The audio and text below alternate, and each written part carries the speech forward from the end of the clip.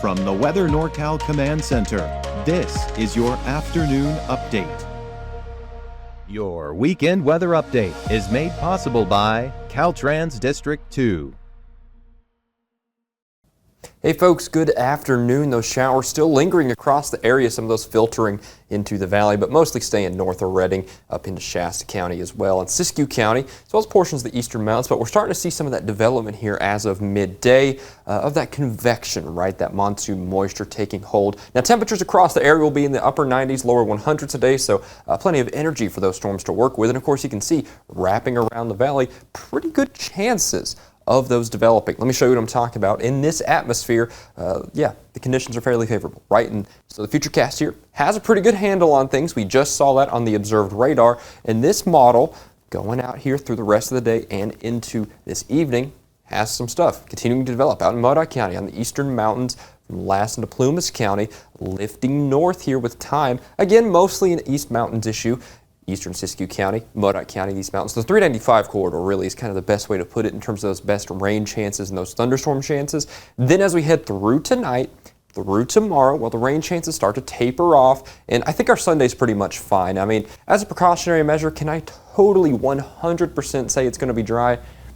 No, but listen, don't plan your day around it. You might see a sprinkle or two out here in Modoc County, the East Mountains, but it's not going to be a big deal.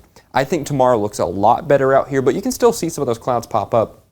That's a sign that moisture is still lingering, but I think today is the day to watch for those more widespread chances. But in the big picture type stuff, a whole lot of nothing going on, right? I really think as we head into the extended term through the rest of the week, we stay pretty much dry. So let's take a look, by the way, at the fire conditions before we talk long term. Of course, some of that moisture, at least as far as the park fire is concerned, is doing us some favors, so we're not seeing quite as much of a spread here as we were over the last several days. Wind's going to filter that up to the north. We might see that trickling into portions of Shasta County and the eastern mountains, but again, it's not nearly as dense and thick as it was, but just some general haze possible for the rest of us, not enough to smell, and really a lot of us probably won't even notice it in that aspect there as the park fire continues to kind of taper off in terms of the smoke output with these conditions over the next several days. All right, so speaking of the next several days, like I said, let's discuss the long term, see what we have in store. And like I said, I really think today is kind of the maxima, if you will, for the moisture chances over the next 7 days and really into the extended term, to be honest with you. I'm not seeing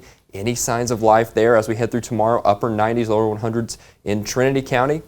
Rinse and repeat. That's what we have for the next several days, but we'll be dry, right? We're not going to really see any more rain chances in any meaningful capacity out here for quite a while. Of course, along the coast, the marine layer is really ripping. We'll call it mid-60s consistently out there. You don't see the trends as much as usual, but as you head a little further inland, and you certainly do, we might warm up a few degrees here. We're talking maybe 99, 100, that sort of range as we're heading through, I'd say about Wednesday, Thursday-ish. We're talking midweek towards the end of the week here. Now towards Siskiyou County, of course, we're talking upper 90s, lower triple digits out by Happy Camp from Hornbrook down to Wairika. And of course, east of Mount Shasta City, you start to get back down to lower 90s. But let's take Mount Shasta City, for example. We'll be holding steady there in the mid-90s here through the midweek before we slightly climb down from that range there towards the end of the week. Now, Modoc County, same situation, lower mid-90s, I'd say, for the next few days here.